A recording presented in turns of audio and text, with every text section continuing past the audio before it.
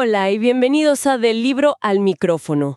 Hoy vamos a meternos de lleno en un libro que intenta descifrar a una de las figuras más controvertidas y fascinantes de nuestra era. Totalmente. Hablamos de Elon Musk, el empresario que anticipa el futuro, de Ashley Vance. Es una biografía que tuvo un acceso casi sin precedentes a Musk, a su círculo más íntimo y a sus empresas. Y eso es clave, ¿no? Porque, a ver, todos conocemos los titulares, el multimillonario, los memes. Claro. Pero el libro de Vance va mucho más allá. Nos lleva al origen de todo. A un niño solitario en Sudáfrica que sufría acoso en el colegio y que se refugiaba en la ciencia ficción y soñaba con el espacio. La pregunta es, ¿cómo ese niño se convierte en el hombre que decide apostar literalmente hasta su último dólar en cohetes y autos eléctricos? Justamente, esa es la idea de hoy. Usar el trabajo de Vance para desempacar esa trayectoria. No solo contar la historia, sino entender las influencias, las crisis que casi lo borran del mapa y esa mentalidad que parece de otro planeta y que lo impulsa a hacer lo que hace. Vamos a intentar separar al hombre del mito. Exacto. Empecemos por el principio entonces. Sudáfrica. El libro lo pinta no como un niño prodigio sociable, sino todo lo contrario. Sí, era un ratón de biblioteca. Pero tan absorto en sus pensamientos que sus padres lo llevaron al médico. Creyeron que era sordo, ¿no? Sí, pensaban que era sordo. Le hicieron pruebas, le quitaron las adenoides y no, nada. Simplemente él estaba en su propio mundo. Hay una anécdota en el libro que me parece genial para entender su mente desde chiquito. Un primo le dice que tiene miedo a la oscuridad. Ah, sí, es buenísima. Y un Elon de apenas unos años, en lugar de consolarlo, le da una explicación de física. Le dice, la oscuridad es simplemente la ausencia de fotones. Lógicamente impecable, pero... Cero consuelo para el primo asustado. Ya estaba cableado como un ingeniero. Totalmente. Y ese cableado se formó en una familia muy, muy particular. Por un lado está la figura de su abuelo materno, Joshua Haldeman. Un aventurero con todas las letras. Uf, sí. Un quiropráctico que se llevó a su familia en una avioneta monomotor desde Canadá para recorrer toda África. Vance sugiere que de ahí viene esa tolerancia al riesgo que en Musk ya roza lo patológico. No le tiene miedo a empezar de cero en un lugar desconocido. Y en el otro extremo está su padre, Errol Musk. El libro lo describe como una figura compleja y bastante oscura. Muy oscura. Por un lado, un ingeniero brillantísimo que le enseñó a Elon y a su hermano Kimball a hacer de todo. Electricidad, fontanería, construcción. O sea, les dio una base práctica brutal. Pero por otro, el propio Elon describe su infancia junto a él como terrible. Es un tema del que la familia no habla mucho, pero se nota que ese trauma fue un motor de escape muy potente. exacto, es esa mezcla de aventura, intelecto práctico y la pura necesidad de huir lo que lo define. A los 17 años, para evitar el servicio militar obligatorio en la Sudáfrica del apartheid, se va. ¿Se va solo a Canadá? Solo. Y casi sin un plan. Y el libro, fíjate, no romantiza esta etapa para nada. Relata cómo llega sin tener claro dónde quedarse y acaba haciendo trabajos durísimos. El del aserradero, ¿no? Ese mismo. Limpiar la sala de calderas de un aserradero. Tenía que arrastrarse por túneles pequeños con un calor infernal por $18 la hora. Un trabajo que, vamos, nadie más quería hacer. O sea que la imagen del niño rico que lo tuvo todo fácil, pues como que no es tan precisa. Para nada. Y es en la universidad, primero en Canadá y luego en la Universidad de Pensilvania en Estados Unidos, donde vemos nacer al estratega. Me encantó la táctica que tenían él y su hermano Kimball. Es genial. Buscaban en el periódico a empresarios que les parecían interesantes. Los llamaban en frío, sin conocerlos de nada, y los invitaban a almorzar. Y lo más increíble es que muchos aceptaban. Es ahí donde empieza a pulir su visión. Vance cuenta que en esa época, Musk se hace una pregunta fundamental que va a guiar toda su carrera. ¿Quería dedicarse a los videojuegos, que era su pasión? Exacto, pero se detuvo a pensar, ¿qué impacto real tendría esto en el futuro de la humanidad? Y la respuesta que se dio fue, probablemente poco. Ya en ese entonces, antes de tener un centavo, su cabeza estaba en 3 áreas: Internet, energía renovable y el espacio. Las semillas de todo lo que vendría después ya estaban plantadas. Totalmente. Bueno, entonces tiene la visión, pero no el dinero. ¿Cómo empieza? Su primera empresa, Zip2, Es una verdadera prueba de fuego. Uf, sí. La imagen que pinta Dance de esos primeros días es increíble. Él y Kimball, o sea, literalmente vivían en la pequeña oficina. ¿Dormían ahí? Dormían en un puff, se duchaban en un gimnasio cercano y le pedían a los empleados que lo despertaran a patadas por la mañana para seguir programando. Una obsesión total. Y Zip2, que era una especie de guía de ciudades en línea para periódicos, le enseñó 2 lecciones fundamentales que lo marcarían para siempre. ¿Cuáles fueron? La primera, sobre el control. Los inversores que entraron tomaron una dirección más conservadora. Querían vender rápido, y Musk se sintió, maniatado. Se juró a sí mismo que en sus futuras empresas, él tendría la última palabra. Costara lo que costara. Entiendo. ¿Y la segunda lección? Su propio estilo de gestión. Aquí vemos nacer al microgestor implacable.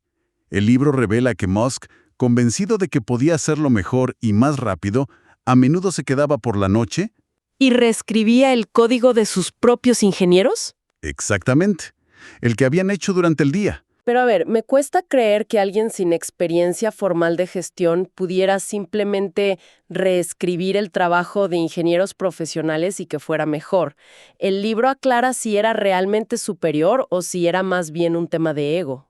Es una gran pregunta. Iván sugiere que era una mezcla de ambas cosas.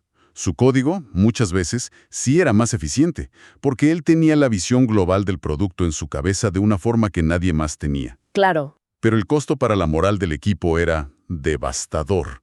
Destruía cualquier sentido de autonomía o de propiedad sobre el trabajo. Es un patrón que se repetirá una y otra vez en su carrera. Obtener un resultado técnico superior a costa de quemar a su equipo. Ok, entonces Zip2 le deja una buena cantidad de dinero y la convicción de que nunca más cedería el control. ¿Cómo aplica eso en su siguiente movida, que fue X.com? Aquí es donde la ambición se dispara a un nivel estratosférico. Ya no era una guía de ciudades. Su objetivo con X.com era reinventar toda la industria bancaria en Internet. Nada menos. Y su personalidad también explota. Con el dinero de Zip2 se compra un McLaren F1, un superdeportivo de $1 millón. Y hay una anécdota que lo define por completo. La del choque, es que es increíble. Un equipo de la CNN lo está filmando mientras le entregan el auto y él dice a cámara con total naturalidad: hay gente que se compra islas en las Bahamas. Yo prefiero invertir en crear empresas que cambien el mundo. Y poco después. Poco después, va en el auto con Peter Thiel, un socio de X.com. Pisa el acelerador para presumir, pierde el control y estrella el McLaren de forma espectacular. El auto queda destrozado. Es que, ¿quién hace eso? Lo normal sería entrar en pánico, chocar un auto de $1 millón. Bueno, su reacción es lo más revelador. Se gira hacia Thiel, que está en shock, y le dice, riéndose, lo más divertido de todo es que no estaba asegurado. No te creo. Riéndose, y acto seguido, hacen auto-stop para llegar a la reunión que tenían programada. El desapego por el dinero material, cuando la misión es más grande, es total. Es casi una parodia de la mentalidad de Silicon Valley. Pero esa etapa no termina bien. XCOM se fusiona con una empresa rival para crear lo que hoy conocemos como PayPal. Y ahí sufre una traición. Una traición de película. Mientras está en su tardía luna de miel, en un vuelo a Australia, el resto de los directivos, incluido Peter Thiel, organizan un golpe de estado en el consejo y lo destituyen como CEO. Estando el de viaje. Sí, aterriza y, al encender el teléfono, se entera de que está fuera de la empresa que él fundó. Para colmo, en ese mismo viaje contrae una forma gravísima de malaria que casi lo mata. ¡Qué locura! Su reflexión al respecto, citada en el libro, es lapidaria. Las vacaciones te matan. Así que sobrevive al golpe en PayPal y a la malaria. Y cuando la empresa se vende a eBay, sale con casi $200 millones. La mayoría de la gente, después de esa experiencia, se compraría esa isla en las Bahamas y no volvería a trabajar en su vida. Pero él no. Él, en cambio, decide entrar en las 2 industrias más difíciles, más caras y con mayor índice de fracasos del mundo. Exacto. Pone 100 millones de su propio dinero en SpaceX, 70 millones en Tesla y 10 en SolarCity. O sea, lo apuesta todo. Todo. Y la historia de cómo empieza SpaceX es fascinante, porque según Vance, no nació de un plan de negocios. Nació de una idea casi publicitaria para reavivar el interés por el espacio. La misión Oasis a Marte. Esa misma. Quería enviar un pequeño invernadero a Marte, para que la gente viera una planta creciendo en suelo rojo. Una idea muy visual, muy de marketing. Totalmente. Pero cuando fue a comprar cohetes para la misión, primero a Estados Unidos y luego a Rusia, se dio cuenta de que eran absurdamente caros y poco fiables. Y aquí es donde vemos su método de primeros principios en plena acción, ¿no? En su máxima expresión. En lugar de aceptar la premisa, los cohetes son caros, se preguntó, ¿de qué están hechos los cohetes? Aleaciones de aluminio, titanio, cobre. ¿Y cuánto cuestan esos materiales en el mercado? Deconstruyó el problema a su nivel más básico. Precisamente, descubrió que el costo de la materia prima era aproximadamente el 2% del precio final de un cohete.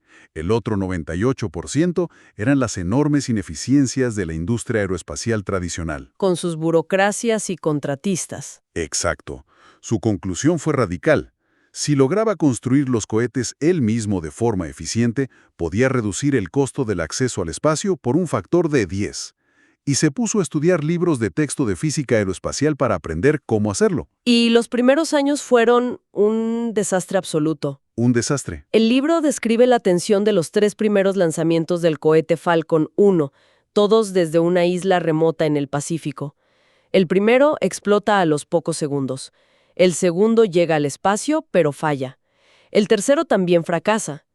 Cada fracaso era una bola de fuego que consumía millones de dólares de su propio dinero. Y mientras SpaceX quemaba dinero en explosiones, en paralelo, Tesla se estaba ahogando. El Roadster, su primer auto eléctrico que debía ser un triunfo, Era una pesadilla de producción. totalmente. El libro detalla cómo tenían problemas hasta con la transmisión de 2 velocidades, que se rompía constantemente los prototipos. Estaban quemando dinero en resolver problemas de ingeniería básica mientras intentaban construir una cadena de suministro global desde cero. Era un caos. Y todo esto nos lleva al clímax del libro, el año 2008. La crisis financiera global golpea con toda su fuerza. Su divorcio de su primera esposa, Justine, se vuelve público y muy amargo, y sus 2 empresas, Las dos, SpaceX y Tesla, estaban a semanas, si no días, de la quiebra total. El dinero se había acabado. se enfrenta a una decisión que el libro describe como imposible. Tenía los últimos fondos personales, suficientes para salvar con suerte a una de las 2 empresas, pero no a ambas. Tenía que elegir a cuál de sus hijos dejar morir. Sus amigos le aconsejaban que escogiera una y dejara caer la otra para, al menos, salvar algo. ¿Y qué hizo? Hizo lo impensable. Dividió el dinero que le quedaba y lo arriesgó todo para mantener a las 2 a flote por unas semanas más. Consiguió cerrar una ronda de financiación para Tesla en la víspera de Navidad de 2008. Literalmente en la última hora. En la última hora posible, antes del cierre de los bancos. Y horas después, ocurrió el milagro. Recibió una llamada. La NASA, contra todo pronóstico, le otorgaba a la novata SpaceX un contrato de $1.600 millones para misiones de abastecimiento a la estación espacial. Increíble. Salvó ambas empresas en cuestión de días. Vance cuenta que cuando todo se confirmó y se dio cuenta de que había sobrevivido, se echó a llorar. Un empleado lo encontró sollozando, abrumado por la tensión y el alivio. Había estado al borde del abismo y de alguna manera lo había logrado. Ok, entonces después de sobrevivir a 2008, la gente empezó a ver que sus empresas no eran proyectos aislados. Vance lo llama la teoría del campo unificado de Elon Musk. Exacto. Dejó de parecer un tipo con hobbies caros y empezó a verse un plan maestro.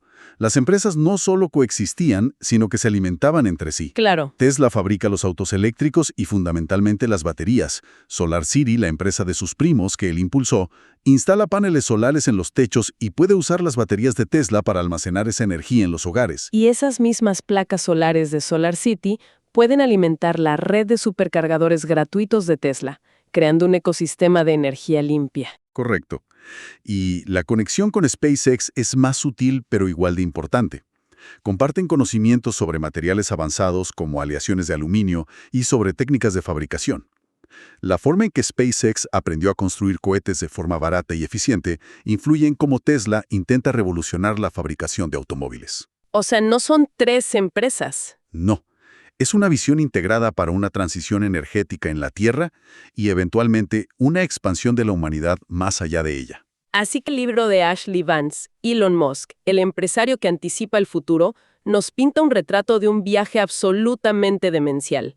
del niño que soñaba leyendo a Asimov en Sudáfrica al empresario que lo arriesgó todo, no una, sino varias veces, para hacer realidad esas mismas ideas. Y nos deja con una reflexión final muy potente.